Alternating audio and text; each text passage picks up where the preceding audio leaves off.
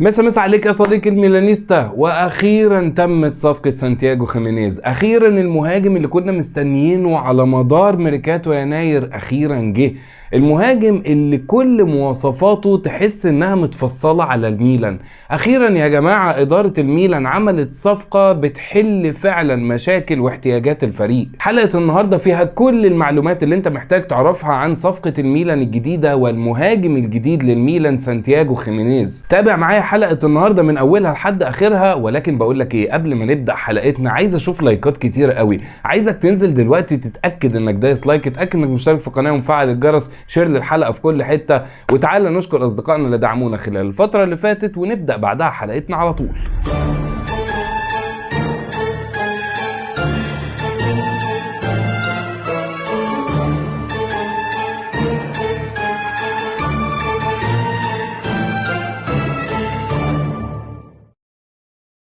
شكرا ليهم جدا طبعا. ولو انت كمان حابب انك تكون عضو في القناة تقدر من خلال زرار الجوين او الانضمام اللي موجود جنب زرار الاشتراك. سانتياغو خيمينيز لعيب مكسيكي عنده 24 سنة، قادم من نادي فاينورد. لعيب بيلعب في مركز المهاجم وبيلعب بقدمه اليسرى. خيمينيز الموسم ده مع فاينورد لعب 19 مباراة، ساهم في 19 هدف، سجل 16 هدف وصنع 3 اهداف. يعني معدل مساهماته ممتاز جدا مع نادي فاينورد، وده في كل البطولات اللي من ضمنهم الشامبيونز ليج. طيب تعال نبص كده على صفقة خيمينيز وامكانيات الصفقة دي. فلما تيجي تبص في موقع هو سكورد تلاقيه بيقول لك ان نقاط القوة بتاعته هي الفينيشنج. يا معلم الراجل ده معدل تحويل الفرص عنده الى اهداف عالي ومرتفع جدا. لعيب هداف بمعنى كلمة هداف. الراجل قناص وبيعرف يسجل لك اهداف من نص فرصة. نقاط الضعف اللي بيقولها لك موقع هو سكورد بيقول لك انه اول حاجة التمريرات، ارقامه في التمريرات مش افضل حاجة، ودي لسه هنجيلها بالتفصيل كمان شوية. تاني نقطة هي الوعي بالاوفسايد، فكرة ان هو يكون واعي بمركزه اذا كان واقع في التسلل ولا لا. ودي نقطة بصراحة انا بالنسبة لي مش فارقة معايا، لان احنا مشينا موراتا اللي هو ملك التسلل حرفيا. فمهما كان خيمينيز مش كويس في النقطة دي عمره ما هيوصل لسوق موراتا. والنقطة الثالثة وهي مساهماته الدفاعية، ودي بقى هنتكلم عليها بالتفصيل اكتر كمان شوية. اسلوب لعب خيمينيز بيقولك ان هو لعيب بيحب يدريبل كتير. هو على فكرة لعيب حريف وبيعرف يرقص بشكل كويس وبيحب ان هو يدريبل بشكل كبير، الى جانب انه لعيب بيعرف يتحصل على الفاولات بشكل حلو قوي وبيعرف يتحصل على فاولات في اماكن خطيرة. طيب لو عايزين نعرف اكتر معلومات عن خيمينيز ونتعمق اكتر في امكانيات هذا اللاعب فتعال نبص على الخريطة الحرارية بتاعته. من خلال موقع سوفا سكور لقيت ان الخريطة الحرارية بتاعته بتوضح لك شوية امكانيات هذا اللاعب. يعني هتلاقي ان في تركيز جوه منطقة الجزاء وفي تركيز قرب نص الملعب. طيب نفهم من الكلام ده ايه؟ نفهم من الكلام ده رقم واحد ان هو مهاجم صندوق، بيبقى متواجد جوه المنطقة بشكل قوي وبيعرف يتحرك بشكل قوي جوه المنطقة. هتقولي طيب بالنسبة لتواجده في نص الملعب ده معناه ايه؟ هقول لك معناه ان هو محطة كويسة جدا في عمل المرتدات او في الخروج بالكورة. ممكن ان انت تعتمد عليه كمحطة بانك تلعب له الكور الطويلة، هو هايل في الجزئية دي. طيب هو سكورد قال لنا انه التمريرات عنده ضعيفة شوية. ما تيجي نعرف تفاصيل اكتر عن موضوع التمريرات ده من خلال موقع سوفا سكور. فلما دخلت وشفت ارقامه في التمريرات فهتلاقي انه اجمالي التمريرات الناجحه عنده 66%. فعلا بصراحه رقم مش كويس. اجمالي التمريرات الناجحه في نص ملعبنا 81%، في نص ملعب الخصم 61%. وفي اخر الحلقه هقول لك ده ممكن ياثر على الميلان ازاي. برضو موقع هو سكورد قال لنا ان مساهماته الدفاعيه ضعيفه. فقلت بصراحه ان انا بالمره بدام انا موجود في سوفا سكور اشوف ارقامه الدفاعيه، وركزت في الارقام الدفاعيه على جزئين: الانترسبشنز والبول ريكفرد، اعتراض تمريرات الخصم، والحاجه الثانيه هي سرعه استرجاع الكوره او بيسترجع الكوره كم مره. فلقيت ان الانترسبشنز في المباراه الواحده 0، اما استرجاع الكوره في المباراه الواحده 2.3، وبرضه هعرفك ده معناه ايه في اخر الحلقه. بس نفهم من الكلام ده ان هو مهاجم صندوق. وهنا خلينا نسأل سؤال مهم جدا: جودة اللعيب ده عاملة ازاي في الثنائيات؟ فهتلاقي ان اجمالي الثنائيات الناجحة عنده نسبتها 49%، اجمالي الثنائيات الارضية 46%، واجمالي الثنائيات الهوائية الناجحة 57%. ودي ارقام كويسة للامانة وتوضح لك ان هو لعيب قوي ولعيب ناشف وما بيخسرش الكرة بسهولة. ولان كرة القدم لا تقاس بالارقام فقط، وفي حاجات محتاجين ان احنا نتفرج على اللاعب عشان نعرفها، فلما اتفرجت على اللاعب اكتشفت الايجابيات والسلبيات الاتيه. رقم 1 في الايجابيات، فاكر الفتره اللي فاتت انا في جمله من اول ما كونسيساو جه وانا بكررها كتير، وهي انه لعيبه الميلان في النواحي الهجوميه تحس ان معاهم الكوره وبيدوروا الكوره بشكل كويس بس مش عارفين احنا عايزين نوصل لايه. وكان كتير بنتكلم على انه ميلان بيفتقد للعمق الهجومي، اللعيب اللي جوه المنطقه اللي المفروض نوصل له الكوره. مع سانتياغو خيمينيز الموضوع ده تقريبا شبه اتحل. خيمينيز يا جماعه لعيب مهاجم صندوق بكل ما تحمله الكلمه من معنى، زي ما الكتاب بيقول حرفيا. لعيب هيخدم افكار كونسيساو بشكل قوي جدا، لانه بمنتهى البساطه افكار كونسيساو ان الاجنحه تخش للعمق مع زيادات رايندرز، كل ده مع تقدم الباكات بيحتاج مهاجم قوي جوه المنطقه. ولان الفتره اللي فاتت ما كانش عندنا المهاجم الذكي في التحركات والفينشر، كان بمنتهى البساطه كل الشغل اللي بيعمله كونسيساو بيروح في الفاضي، ما بنستفادش منه باي شيء. بس مع خيمينيز اعتقد ان احنا هنقدر نستفيد بشكل كبير جدا من افكار كونسيساو في النواحي الهجوميه، لانه هيتحول لانه يكون هو الهدف اللي احنا بنحاول نوصل له. احنا بنعمل بقى الشغل ده في العمق، بنفتح على الاطراف، رايندرز لما بيتقدم كصانع لعب، كل ده بيبقى الهدف منه ان احنا نوصل للمهاجم جوه المنطقه. وهنا يجي دور المهاجم ان هو يكون فينيشر كويس يعرف يحول الفرص دي الى اهداف.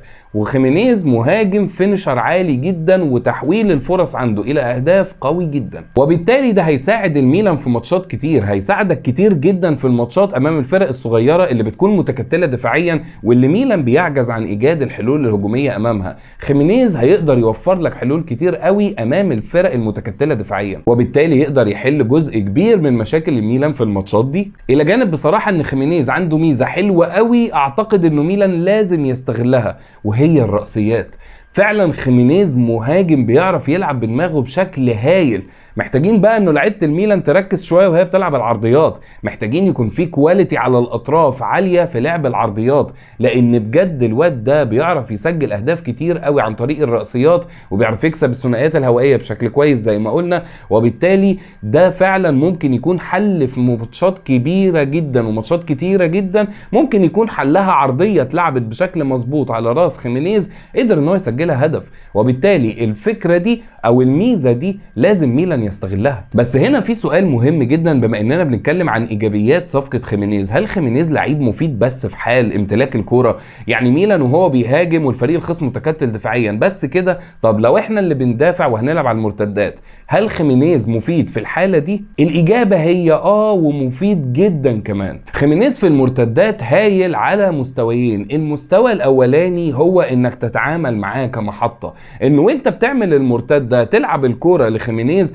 هو يكون اللعيب اللي بيعرف يقف على الكوره ويكنترول عليها بشكل كويس لحد لما الاجنحه بتاعتك تطير وتقدر انها تفتح خيارات تمرير فيقدر ان هو يوصل لهم الكوره. فشايف ان خيمينيز هيكون مفيد جدا في الجزئيه دي. اما المستوى الثاني وهو الانطلاق، خيمينيز انطلاقاته في المساحات قويه جدا، ولعيب بيعرف يكنترول على الكوره ويعرف يجري بالكوره مسافات طويله، وبالتالي في حال عمل المرتدات وانت بتعمل المرتدات خيمينيز هيفتح خيار تمرير بشكل كويس وبيعرف يتحرك في المساحات الفاضيه بشكل هايل. طيب ده بالنسبه لايجابيات صفقه خيمينيز. ايه المشاكل اللي ممكن يكون خيمينيز او نقاط الضعف اللي موجوده عنده واللي هنشوفها مع الميلان خلال الفتره اللي جايه؟ اول حاجه، فاكر لما قلت لك انا بصيت على الارقام الدفاعيه وركزت على الانترسبشنز، لقيت ان هو بصراحه في حته الانترسبشنز دي واعتراض تمريرات الخصم صفر. دي معناها ان هو في الضغط العالي مش مفيد قوي. ممكن يكون بيتمركز صح زي ما المدرب بيطلب منه، ولكن فعاليه التمركز ده ممكن ما تبقاش قويه، وبالتالي ممكن ما يكونش مفيد قوي في عمليه الضغط العالي. ودي نقطه انا بصراحه مش شايف ان هي هتبقى مشكله كبيره، لانه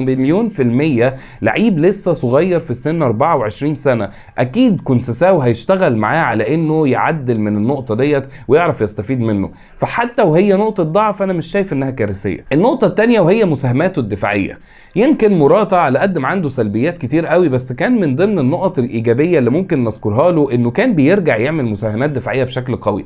خيمينيز لا، مش كده. خيمينيز ما بيعملش مساهمات دفاعيه، مع وجود لعيب زي الياو اصلا في معظم الوقت ما بيعملش مساهمات دفاعيه، فده معناه انه انت بتدافع انت في 2 لعيبه عندك مش شغالين، وده ممكن يكون له تاثير سلبي عليك دفاعيا في حال عدم امتلاك الكوره. النقطه الثالثه وهي فكره ان هو التمريرات بتاعته مش افضل حاجه، ده ممكن ياثر علينا في عمليه تحضير الهجمه.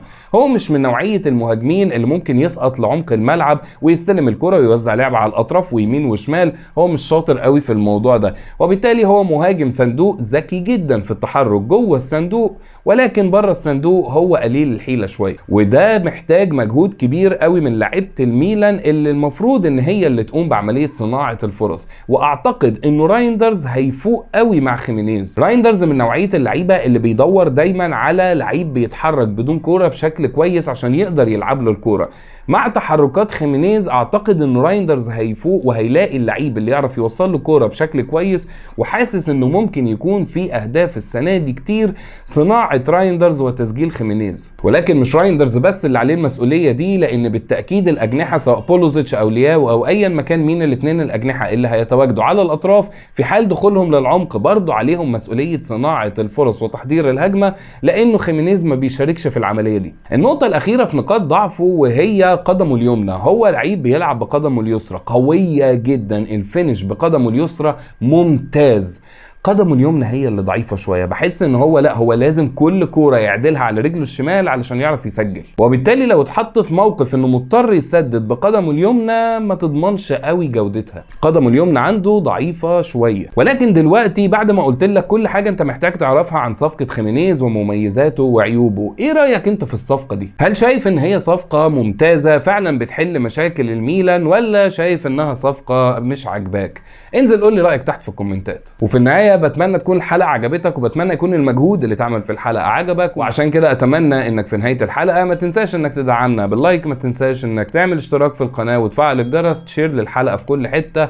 وبس كده، اشوفكم في حلقات جايه كتير وفي لايفات جايه كتير. سلام.